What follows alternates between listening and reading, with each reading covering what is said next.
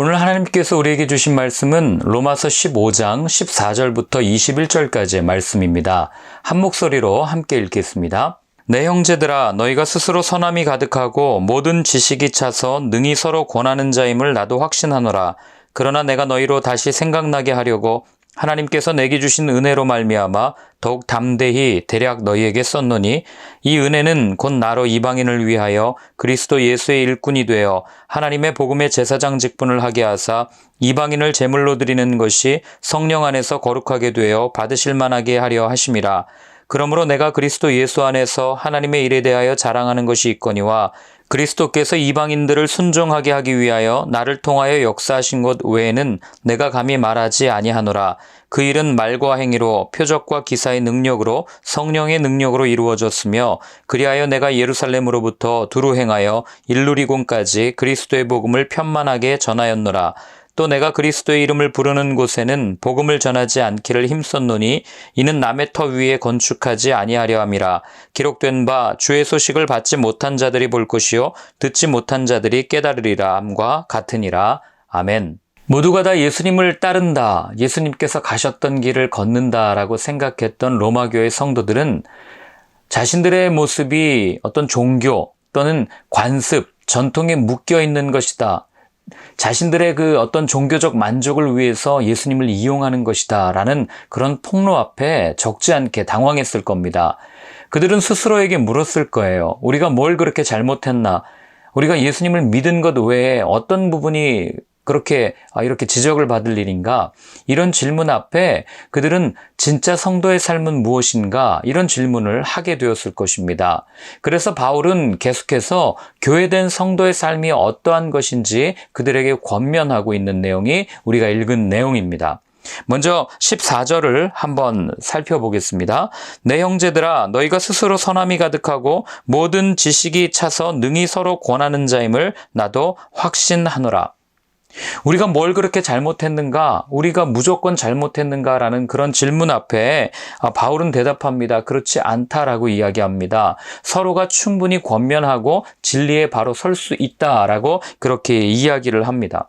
즉, 로마 교회 성도들이 무언가 부족했기 때문에 바울이 이 편지를 쓴 것이 아니다라는 것을 우리한테 들려주는 겁니다.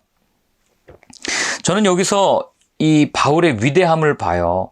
여러분, 우리가 보통 권면한다고 하면은요, 내가 상대방보다 조금 더 우월하다고 생각하고 권면을 합니다. 오늘날 많은 젊은이들이 이 어르신들을 향해서 꼰대라는 표현을 쓰고 그들의 권면 또는 그들의 충고를 잘 따르려고 하지 않는 이유는 어떤 것 때문입니까? 바로 갑질하듯이 권면하니까요.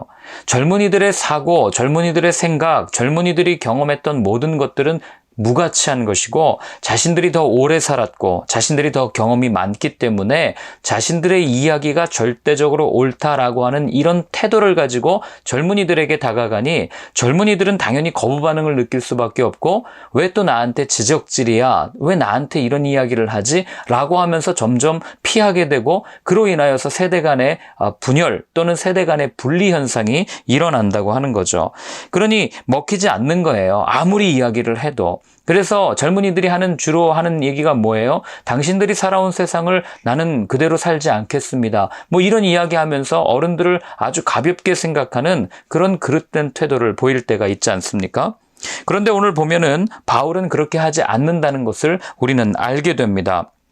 자신의 편지를 받는 상대도 충분히 그 믿음을 지킬 수 있고, 그리고 스스로가 서로를 돌보고 서로를 권면하면서 바른 길로 걸어갈 수 있다라고 하는 것을 바울이 오늘 이야기를 해주는 거죠. 여러분, 바울이 왜 이렇게 이야기할 수 있었겠어요? 바울이 이렇게 그들에게 당신들이 이렇게 할 수 있습니다 라고 그들을 정확히 알았던 것은 그들에 대한 충분한 관심과 그리고 배려가 있었기 때문이라는 것을 우리는 알게 됩니다.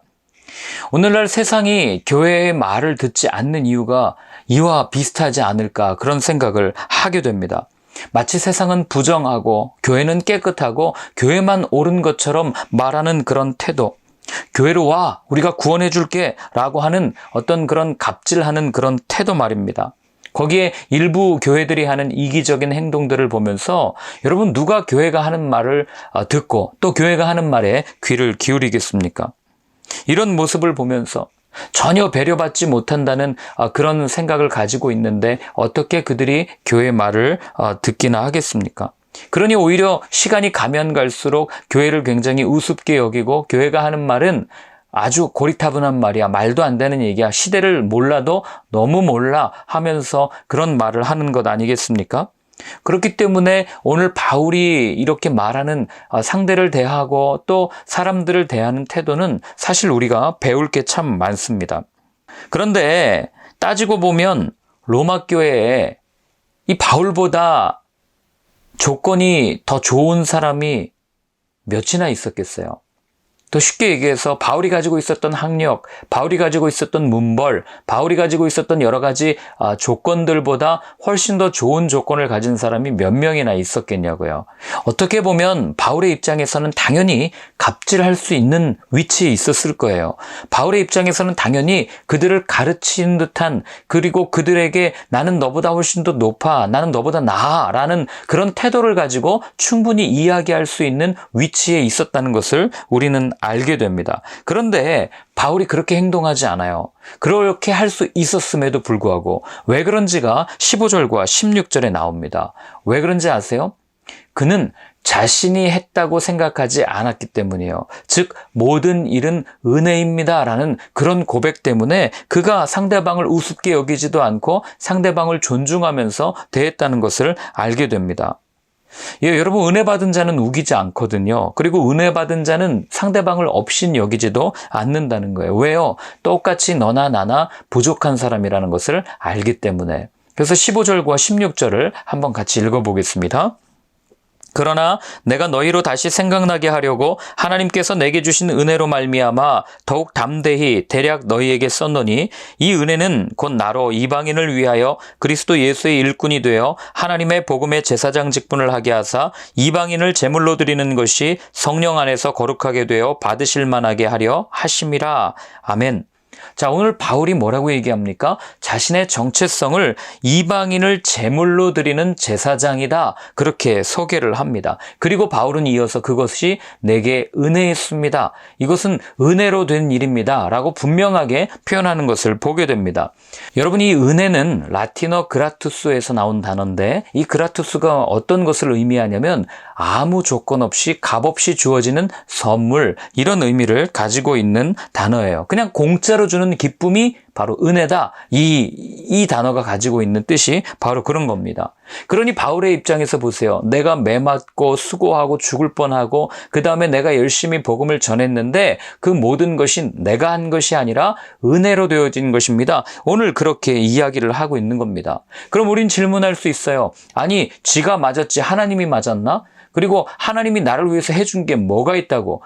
내가 지금 이렇게 고생하고 내가 이렇게 발버둥 치고 있는 건 나인데 무슨 은혜로 된 거야? 그렇게 이야기할 수 있지 않겠습니까? 그런 사람들 앞에서 바울은 분명하게 이야기하는 거예요. 내가 한 것이 아니라 하나님이 하신 겁니다. 그래서 이것을 고린도전서에 이렇게 표현합니다. 15장 10절인데요. 그러나 내가 나된 것은 하나님의 은혜로 된 것이니 내게 주신 그의 은혜가 헛되지 아니하여 내가 모든 사도보다 더 많이 수고하였으나 내가 한 것이 아니요 오직 나와 함께 하신 하나님의 은혜로라. 자, 바울이 깨달은 게 뭐예요? 나 자신을 가만히 바라봤더니 내 안에 가시가 너무 많아요. 내 안에 육체의 가시가 너무 많아서 이것을 좀 제하여 주십시오. 하나님께 구하는 그런 바울의 모습이 나오지 않습니까? 그러니 바울이 생각할 때는 내 힘으로, 내 의지로, 내 것으로는 누군가를 살릴 수 없고 복음을 전할 수 없다는 것을 자신이 너무나도 잘 아는 거예요. 그런데 가만히 봤더니 내가 살아온 행적들을 돌아보니까 복음이 전해졌다고요. 그럼 이건 누가 전한 겁니까? 가시 많은 내가, 복음을 전할 조건과 자격이 되지 않는 내가 전한 거예요? 그게 아니라 나는 아무것도 할 수 없고 나는 전할 수 없는 조건에 처해 있지만 그러나 그분이 나를 선택해서 이방인에게 복음을 전하는 그런 삶을 살게 하셨습니다. 모든 것이 은혜입니다. 그 고백을 지금 바울이 하고 있는 거예요. 여러분, 그렇게 은혜를 깨닫게 되면요, 사명이 보이기 시작하는 거예요. 은혜를 깨닫지 못하니까 내가 뭘 해야 되지? 내가 어떤 일을 하고 살아야 되지? 사명이 보이지 않게 되는 거죠. 그리고 그 사명을 아는 사람은 늘 기뻐요. 뭘 해도 기쁩니다. 왜냐하면 사명이 뭐예요? 하나님의 일을 감당하는 것 아니겠어요? 그러니 어떤 어려움이 있어도 내가 하나님의 일을 감당하고 있습니다. 그 하나님의 일에 동참하고 있습니다 하니 얼마나 기뻐요? 바울이 그래서 늘 그 기쁨을 표현합니다. 골로새서 1장 24절에도 보면 이렇게 되어 있어요. 나는 이제 너희를 위하여 받는 괴로움을 기뻐하고 그리스도의 남은 고난을 그의 몸된 교회를 위하여 내 육체에 채우노라. 내가 이제 너희를 위하여 받는 괴로움을 기뻐한다. 왜요? 그리스도의 남은 고난을 내 몸에 채운다. 왜요? 복음이 전해지는 그 일, 하나님께서 그에게 주셨던 그 사명, 복음이 전해지는 그 일을 함께 동참하고 함께 하는 것이 그 자체로 기쁨이기 때문에 저는 이 기쁨이 저와 여러분들에게 늘 충만하기를 축원합니다. 그래서 복음을 전하는 이 그리스도인의 삶에 정말 기쁨이 없다. 내가 그리스도인임에도 불구하고 나는 여전히 어렵고 내 삶에 기쁨이 없다면 우리는 두 가지를 생각하는 거예요. 거꾸로. 첫 번째, 내가 하나님께 받은 사명이 있는가? 그리고 그 사명을 여전히 모르고 있다면 다시 한번 묻는 거죠. 나에게는 정말 은혜가 있는가? 내 삶의 주인이 하나님이신가? 나인가? 이거를 생각해 보면 우리에게 있는 그 기쁨을 다시 회복할 수 있다는 것입니다. 그래서 바울도 그 기쁨을 자랑하듯이 표현해요. 17절부터 19절까지를 한번 같이 읽겠습니다.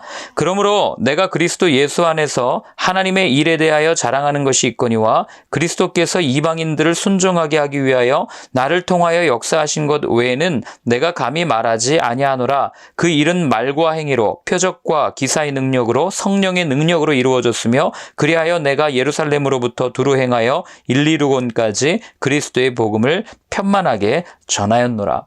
오늘 바울이 자랑하는 게 뭐예요? 바울이 어떤 것을 기뻐합니까? 복음이 전해지는 것.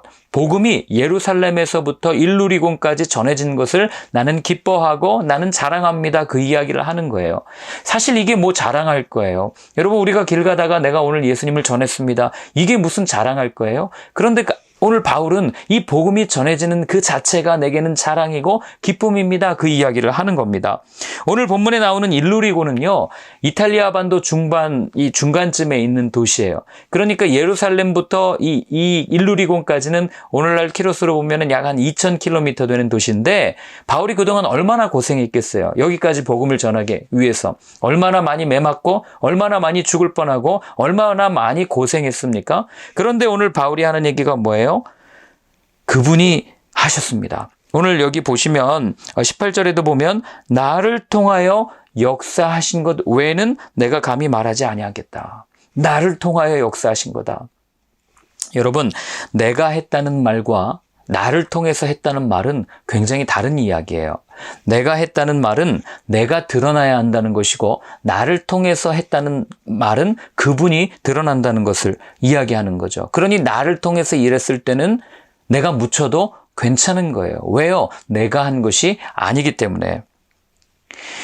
많은 간증들을 듣다 보면 우리는 보통 내가 했다고 얘기 안 합니다.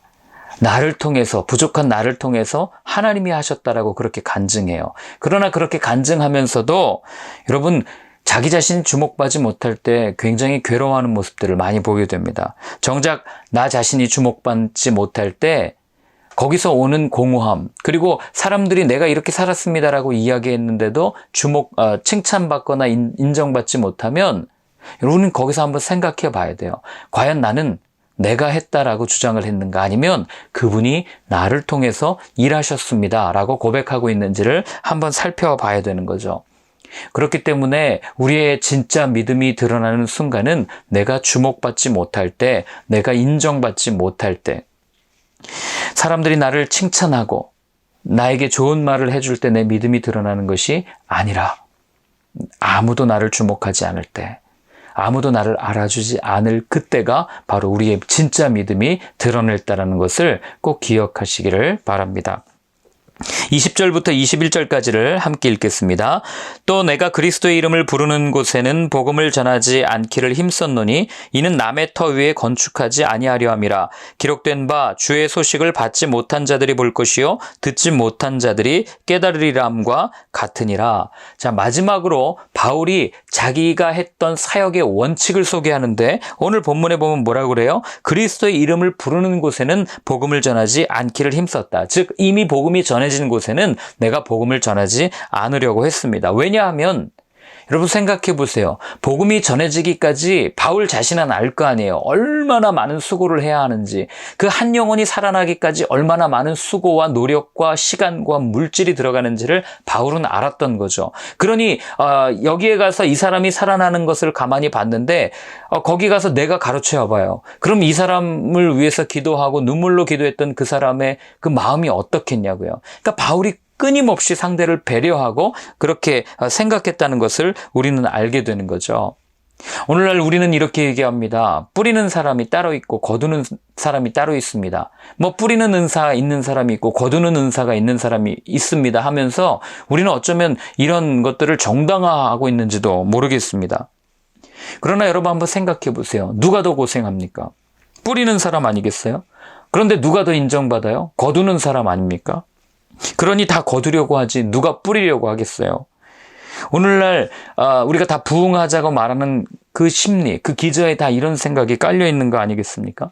그러니까 남이 차려놓은 식탁에 그냥 숟가락만 얹으려고 하는 그런 마음을 가질 때가 얼마나 많냐고요. 근데 바울은 오늘 분명히 이런 자에 거절한 거죠. 남이 수고하고 남이 피 흘리고 남이 땀 흘려서 이루어놓은 그것을 내가 취하려고 하지 않았습니다 라고 하는 바울의 고백인 거죠.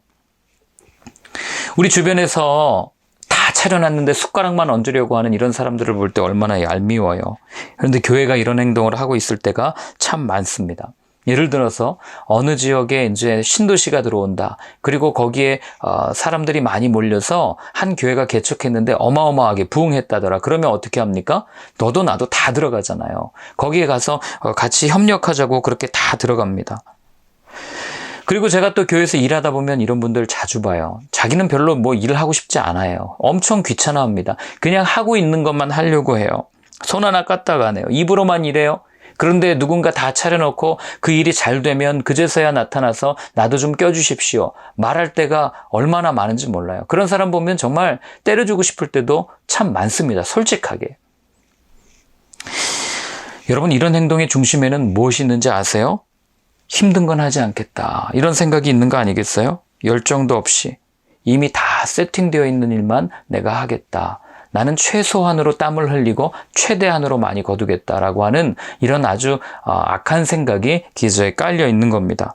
그러나 여러분 하나님은 우리의 마음을 보세요. 우리의 중심을 보십니다. 이런 마음으로 일하면 그 가운데 열매가 맺히겠습니까? 바울의 선교여행에 그토록 많은 열매가 맺힌 이유가 무엇이라고 생각하세요? 오늘 본문을 보면 답이 나오지 않습니까? 주님의 일이라고 하면 달려갔던 그 바울의 열정, 생명을 살리기 위해서는 자신의 손해도 감수했던 그의 중심, 모두가 어려워하고 하기 싫어하는 일일지라도 복음이 전해질 수만 있다면, 한 사람을 살릴 수만 있다면 모든 일을 다 제쳐두고 그 사람을 위해서 기도하고 달려갔던 그 바울의 열정과 그 마음 때문 아니겠습니까? 숟가락만 얹는 삶이 아니라 본인이 직접 손수 밥을 지어서 누군가에게 밥을 먹여주는 삶, 그런 삶이 있었기 때문에 바울의 삶에는 많은 열매가 맺힌 겁니다. 우리가 살다 보면 이런 것들 때문에 시험 들 때가 있어요. 하나님 왜 나만 일합니까? 하나님 왜 나만 이렇게 어렵습니까? 그러나 여러분 그 모든 시간과 그 모든 것들을 우리 주님은 보고 계신다는 것. 이 사실을 기억한다면 우리가 그 모든 상황 가운데서 실족하거나 실망하지 않고 끝까지 주어진 사명을 잘 감당하게 될 줄로 믿습니다. 그래서 오늘 우리 한번 같이 기도할 때는 이렇게 기도했으면 좋겠습니다. 하나님, 내 마음의 중심을 하나님께 내어드립니다. 하나님, 내 마음에 혹시 열정이 식어 있다면 그 복음의 열정을 다시 한번 회복시켜 주시고, 하나님 생명을 사랑하는 마음에 불이 꺼져 있다면 다시 한번 그것에 불을 붙여주셔서 한 영혼을 살리는데 내 모든 것을 쏟아부을 수 있는, 그래서 복음이 전해지고 하나님의 나라가 이 땅 가운데 임하는데 일조할 수 있는 나의 삶이 되게 하여 주옵소서. 같이 한번 기도하겠습니다. 하나님 아버지, 오늘도 다시 한번 내 마음을 말씀 앞에, 십자가 앞에 세웁니다. 끝까지 주님께서 하신 말씀 붙들고 한 영혼을 바라보며 누가 이런 일을 한다더라, 쟤는 왜 저렇게 하지 않나 비교하거나 판단하지 아니하고 끝까지 나에게 주신 사명을 잘 감당할 수 있는, 그래서 먼 훗날 우리도 모든 것 다 하나님이 하셨습니다, 하나님의 은혜였습니다 라고 고백할 수 있는 은혜의 인생 될 수 있도록 주님 도와주시옵소서. 이제는 십자가에서 우리에게 생명을 허락하여 주신 예수 그리스도의 크신 은혜와 하나님 아버지의 사랑과 성령님의 인도하심이 바울처럼 그렇게 한 영혼을 살리기 위해서 온 수고를 아끼지 않겠다, 내 모든 열정과 시간과 모든 것을 쏟아붓겠다고 다짐하는 모든 분들 머리 위에 이제로부터 영원까지 늘 함께하여 주옵시기를 간절히 축원하옵나이다. 아멘.